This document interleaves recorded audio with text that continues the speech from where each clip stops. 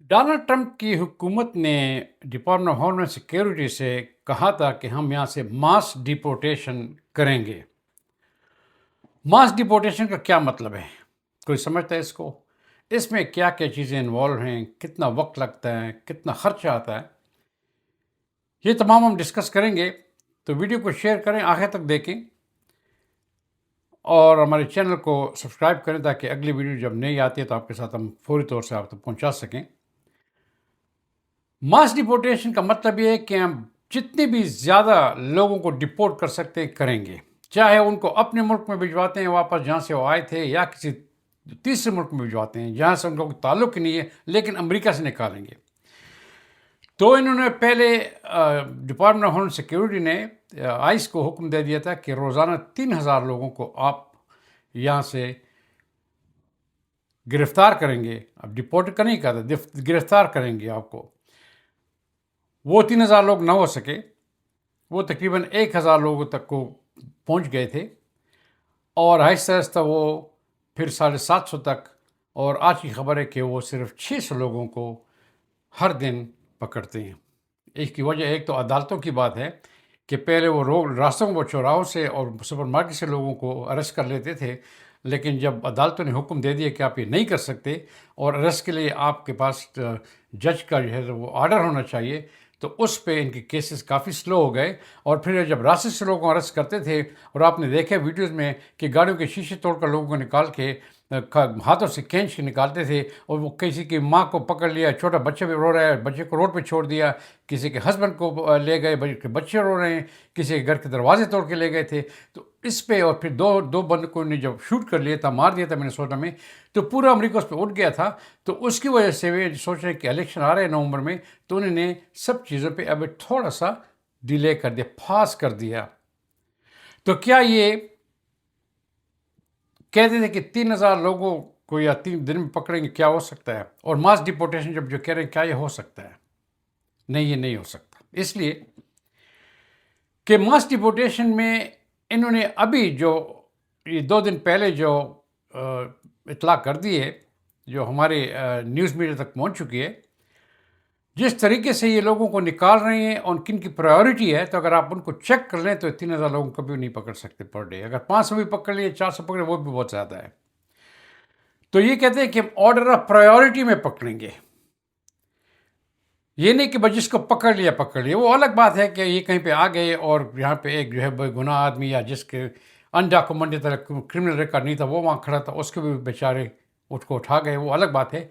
लेकिन generally speaking ये कहते हैं कि सबसे पहले हम वो मिलियंस ऑफ अनडॉक्यूमेंटेड लोग हैं यहाँ पे अमेरिका में, जिनको एक बार उन पे डिपोर्टेशन का ऑर्डर हो चुका था जज की तरफ से, लेकिन उन्होंने हमारे अदालतों की इज्जत भी नहीं की, एहतराम भी नहीं किया, और वो नहीं निकले और अभी तक अमेरिका में हैं। तो सबसे पहले उनको पकड़ के, क्योंकि ये ऐसे ग्रुप के लोग हैं कि जिनको मुआफ़ी नहीं दी जा सकती, उनको डेफिनेटली न तो उनके लिए उनको अपील का हक है, न उनको वकील का हक है, उनको डेफिनेट डिपोर्ट किया जाएगा, क्योंकि उन्होंने जज का ऑर्डर नहीं माना था। वो कई कई सालों से अमेरिका में अब भी वो रह रहे हैं। सबसे पहले तो उनको निकालो, पकड़ो उनको, पहला ग्रुप। दूसरा वो ग्रुप है मिलियंस ऑफ लोग जो बॉर्डर को क्रॉस करके आए थे और यहां पर उन पे डिपोर्टेशन का ऑर्डर हो गया था, उनको डिपोर्ट कर दिया था, उनको मुल्क से निकाल दिया था, लेकिन वो दोबारा बॉर्डर क्रॉस करके इलीगल से आके यहाँ पे अब भी रह रहे हैं। तो मतलब उन्होंने डिपोर्टेशन के बाद भी वायलेशन की, क्योंकि जो लोग डिपोर्ट होते हैं उन पे फॉर लाइफ बैन लग जाता है, लेकिन वो दोबारा यहाँ पे बॉर्डर क्रॉस करके आए हैं और यहाँ पे रह रहे हैं। दूसरे नंबर पे वो लोग उनको पकड़े। अब देखिए, यहाँ तक इसमें क्रिमिनल का कोई सवाल जवाब नहीं है, सिर्फ वायलेशन का है। अब आता है तीसरा वो ग्रुप जो जिन्होंने क्राइम किए हैं, क्रिमिनल हैं, क्योंकि क्रिमिनल को यहाँ पे हम नहीं छोड़ेंगे। जिन्होंने क्राइम किए हैं उन सबको यहाँ से निकालें, उनकी पेज जाएं, उन सबको निकालें। और अभी तक इन्होंने ये नहीं कहा कि जिन लोगों ने ओवरस्टे किया वीज़े का, यहाँ पे B1 B2 वीज़े पे आए थे, उन्हें ओवरस्टे कर दिया है। जो लोग इलीगल काम कर रहे हैं, یا جن کے کیسز پروسیس میں ہیں، انہوں نے اسالم کے لیے اپلائی کیا ہے، کچھ اور چیز کے لیے اپلائی کیا ہے، لیکن ان کے کیسز پروسیس میں ہیں، تو یہ نہیں کہا کہ ان کو پکڑیں.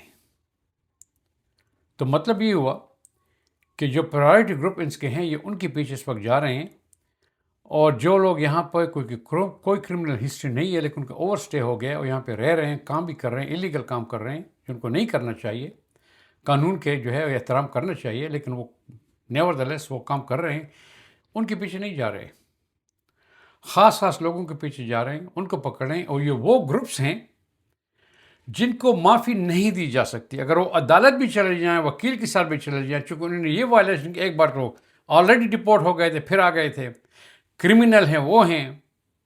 یہاں پہ وہ بارڈر کراس کر کے آئے تھے، ڈپورٹیشن کارڈ ان پہ ہو گیا تھا لیکن وہ نکلے نہیں ہیں، یا ویزا لے کر آ گئے تھے، ڈپورٹیشن کا آرڈر ان پہ ہو گیا تھا لیکن نکلے نہیں ہیں. تو یہ وہ لوگ ہیں جو کسی صورت میں ان کے ڈپورٹیشن کا آرڈر خارج نہیں ہو سکتا، ان کو ہی نکال رہے ہیں. باقی سب لوگ حفاظت سے ہیں. جیسے میں نے کہا کہ ہاں، اگر یہاں پہ ایک انڈاکومنٹڈ آدمی ہو جو اپنی جگہ کام کر رہے ہیں آرام سے، کوئی کرمنل ہسٹری نہیں ہے، لیکن کہیں پہ جہاں پہ ریڈز ہو رہے ہیں وہاں پہ نزدیک چلا گیا اور انفارچونیٹلی ان میں وہ بھی پکڑا گیا، تو پھر اس کو بھی اسی طرح سے جھٹکے ملیں گے جیسے اوروں کو مل رہے ہیں. لیکن اگر آپ اپنی جگہ پہ رہیں، اپنے گھر میں رہیں، اپنے کام پہ جائیں اور غلط جگہ پہ نہ جائیں، تو امید ہے اللہ سے کہ آپ ان کے ریٹس کا شکار نہیں ہوں گے. اللہ آپ سب کو کامیاب کرے. ویڈیو کو دوست بھی شیئر کریں. اللہ حافظ.